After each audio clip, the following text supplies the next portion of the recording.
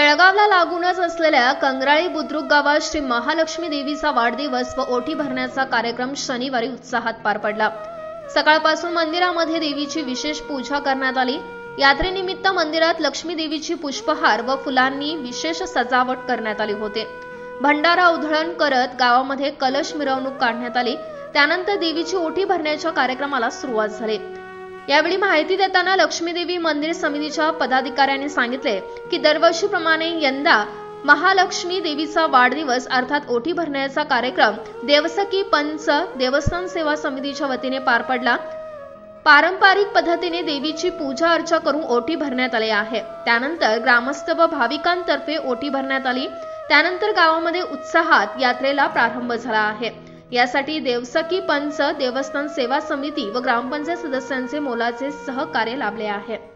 सालाबाद प्रमाणे यावर्षी देखील श्री लक्ष्मी देवीचा वाढदिवस म्हणजे ओटी भरणी कार्यक्रम मोठ्या उत्सवात आणि आनंदात सकाळपासून विधीपूर्वक पूजा करून दुपारी 1-1:30च्या टायमाला गावच्या वतीने ओटी भरण्यात आली। पूजा अर्चा दुपारी करण्यात आली।